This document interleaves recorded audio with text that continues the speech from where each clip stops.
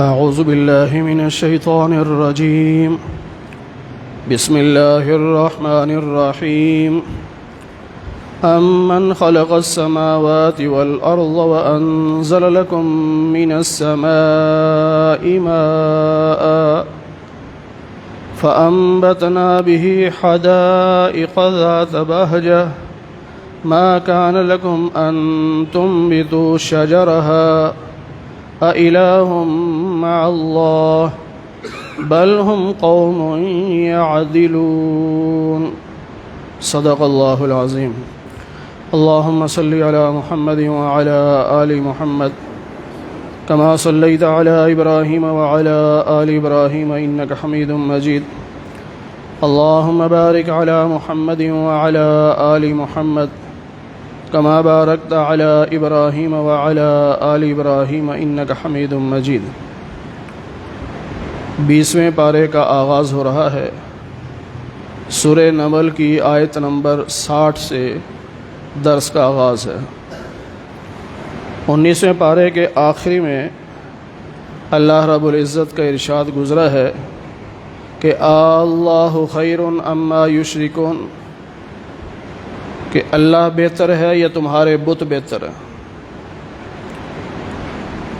اب اس پر اللہ تعالیٰ اپنی قدرت کی چند نشانیاں یا چند جھلکیں دکھا رہے ہیں. سوال ہے کہ امن خلق السماوات والارض، کیا کوئی ہے جو آسمانوں اور زمینوں کو بنا سکے؟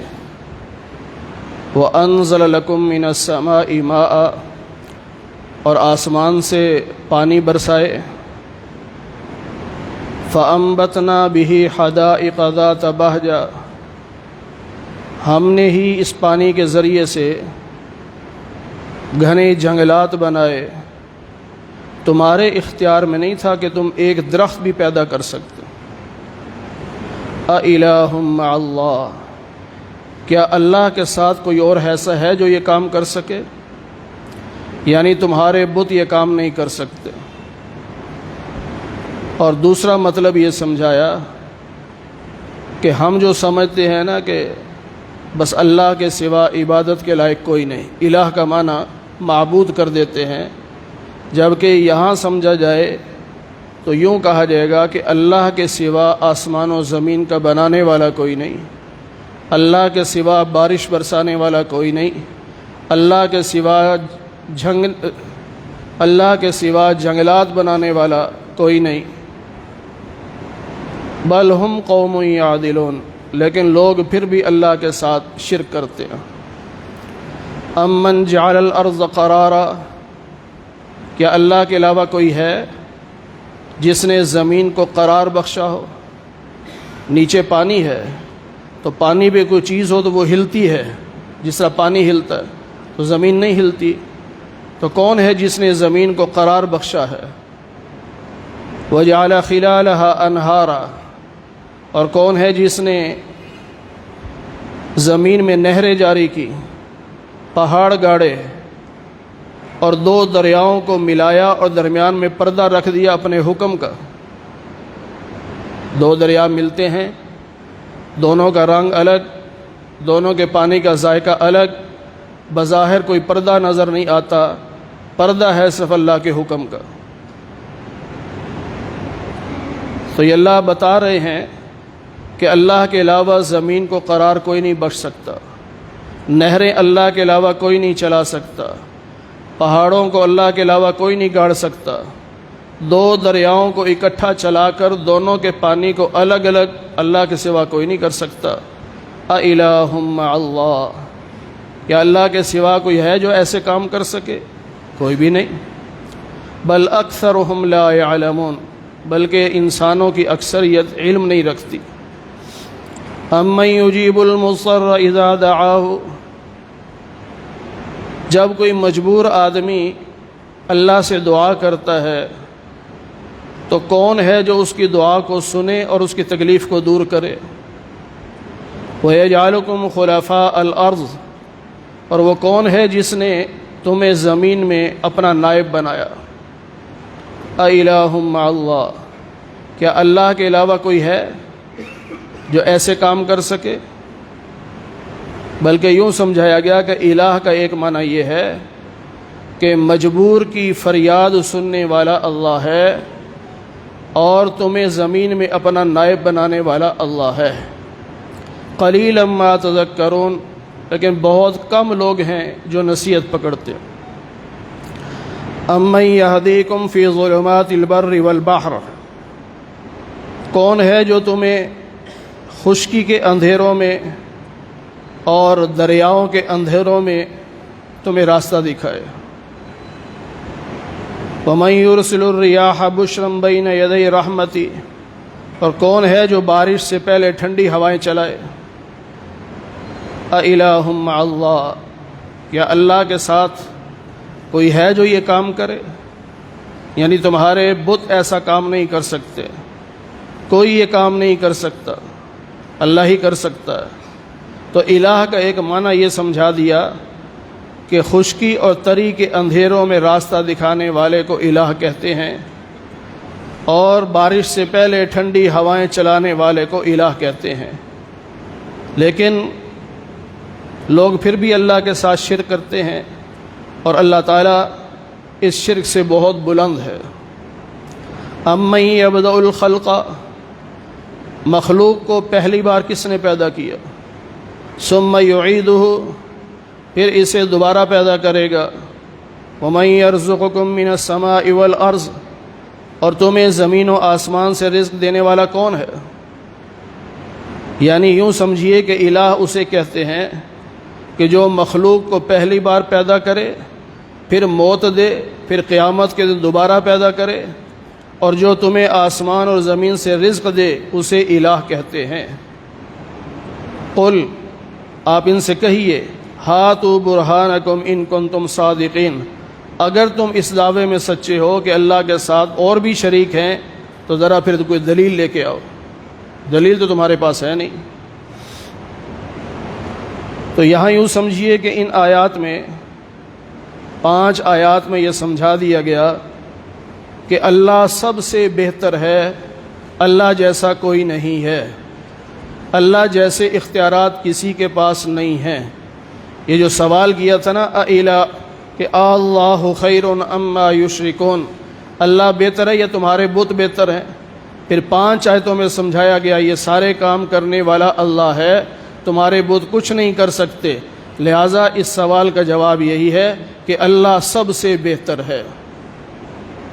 قل، اے نبی آپ ان سے کہہ دیجئے، لا یعلم من فی السماوات والارض الغیب، زمین و آسمان کے غیب کو کوئی نہیں جانتا الا اللہ، سوائے اللہ کے۔ غیب کا علم صرف اللہ کے پاس ہے، اللہ کے علاوہ کسی کے پاس غیب کا علم نہیں۔ اللہ تعالیٰ غیب کی خبریں اپنے نبیوں کو دیتا ہے جب چاہتا ہے، جتنی چاہتا ہے، جس کو چاہتا ہے۔ کسی نبی کو اللہ تھوڑی خبریں دے، کسی کو زیادہ دے، یہ اللہ کی مرضی ہے۔ کہ غیب کی خبریں یعنی ماضی میں بہت پہلے کوئی واقعہ ہوا ہو جسے پورے علاقے میں کوئی نہ جانتا ہو اور اللہ اپنے نبی کو بتا دے تو اسے غیب کی خبر کہیں گے۔ یا اسی طرح مستقبل میں کوئی بات ہونے والی ہو اور نبی کے ذریعے سے اللہ دنیا کو بتا دیں کہ آئندہ یہ ہونے والا ہے، تو اب اس کا یہ مطلب نہیں ہوگا کہ نبی عالم الغیب ہے، بلکہ یہ کہیں گے کہ اللہ نے اپنے نبی کو غیب کی خبر دی۔ ملا علی قاری رحمۃ اللہ علیہ لکھتے ہیں کہ غیب کا علم وہ ہوتا ہے جو بغیر کسی ذریعے کے حاصل ہو، اور مخلوق میں کوئی ایسا نہیں جس کا علم بغیر ذریعے کے ہو، ہر ایک کا علم ذریعے کا محتاج ہے۔ ہمارے پاس جو علم ہے ہم نے بھی کسی سے پڑھا ہے، کتاب سے پڑھا یا استاد سے پڑھا، انہوں نے بھی کسی سے پڑھا ہے، حتیٰ کہ سیدنا جبریل نے نبی علیہ السلام کو بتایا، تو جب تک جبریل نے نبی کو نہیں بتایا نبی کے پاس بھی علم نہیں تھا۔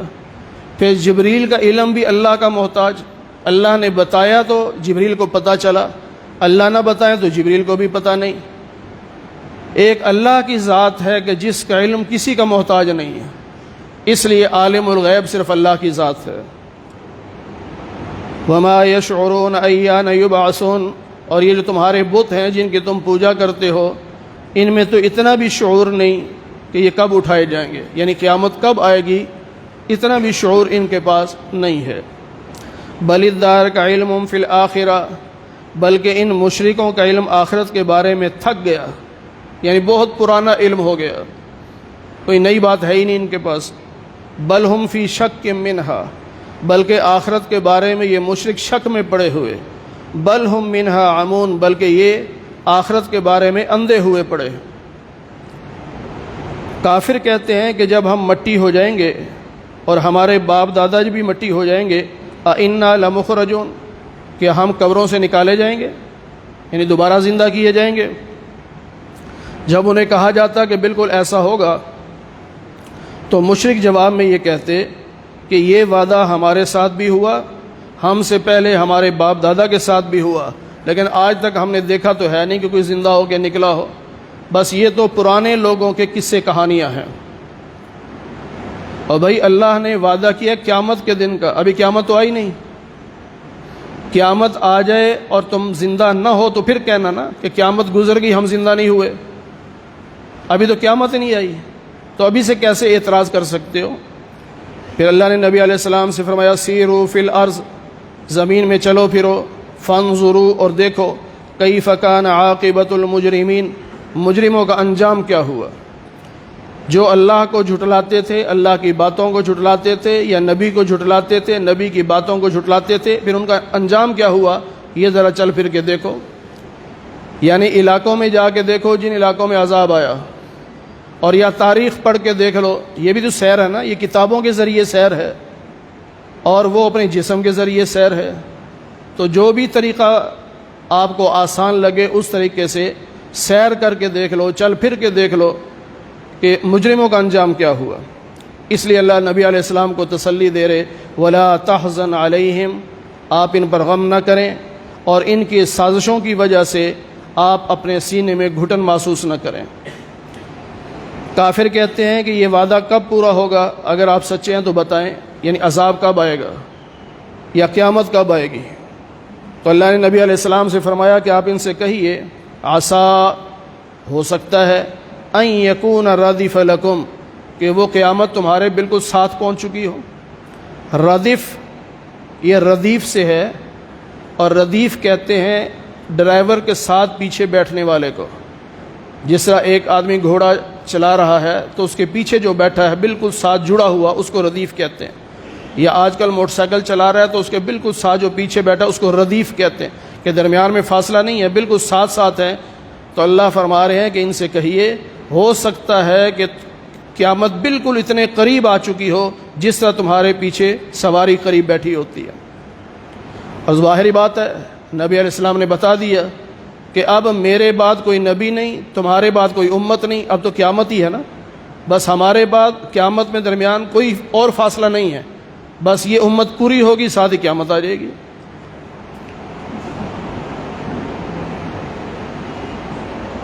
قل، آپ فرما دیجئے، عسیٰ ان یکون ردف لکم، ہو سکتا ہے کہ وہ عذاب یا وہ قیامت بالکل تمہارے قریب آ چکی ہو۔ وَإِنَّ رَبَّكَ لَذُو فَضْلٍ عَلَى النَّاسِ، تیرا رب لوگوں پر بڑا فضل کرتا ہے لیکن اکثر لوگ ناشکرے ہیں۔ اللہ ہدایت کا راستہ دکھاتا ہے نبیوں کے ذریعے سے، صحابہ کے ذریعے سے، اولیاء کے ذریعے سے، علماء کے ذریعے سے، لیکن لوگ ناشکرے ہیں کہ ہدایت کے راستے پہ نہیں چلنا چاہتے۔ وَإِنَّ رَبَّكَ، اور بے شک آپ کا رب، لَيَعْلَمُ، جانتا ہے، مَا تُكِنُّ صُدُورُهُمْ، جو باتیں یہ اپنے سینوں میں چھپاتے ہیں، اللہ کو وہ بھی ساری پتہ ہیں، اور جن باتوں کو یہ ظاہر کرتے ہیں اللہ کو ان کا بھی پتہ ہے۔ وَمَا مِنْ غَائِبَةٍ فِي السَّمَاءِ وَالْأَرْضِ، آسمان اور زمین کی کوئی چیز غائب نہیں ہے، بلکہ سب چیزیں اللہ کی کتاب میں لکھی ہوئی ہیں، یعنی لوح محفوظ میں سب کچھ لکھا ہوا، جو کچھ ہونا تھا وہ سب کچھ لکھ دیا گیا۔ ان ھذا القرآن، یہ جو قرآن کریم ہے، یقص علی بنی اسرائیل، یہ بنی اسرائیل کو بتاتا ہے وہ باتیں جن میں بنی اسرائیلی اختلاف کرتے تھے، جن باتوں میں وہ اختلاف کرتے تھے، قرآن ان باتوں کو بیان کر رہا ہے کہ ان باتوں میں تم اختلاف کرتے تھے اور یہ غلط ہے، صحیح یہ ہے۔ وَإِنَّهُ لَهُدًى، اور یہ قرآن کریم ہدایت ہے، وَرَحْمَةٌ لِّلْمُؤْمِنِينَ، اور مومنوں کے لیے رحمت ہے۔ إِنَّ رَبَّكَ يَقْضِي بَيْنَهُمْ بِحُكْمِهِ، ان سب کے درمیان تیرا رب فیصلہ کرے گا اپنے حکم سے۔ وَهُوَ الْعَزِيزُ الْعَلِيمُ، وہ اللہ غالب ہے، زبردست ہے، طاقتور ہے، اور علم بھی رکھتا ہے ہر بات کا۔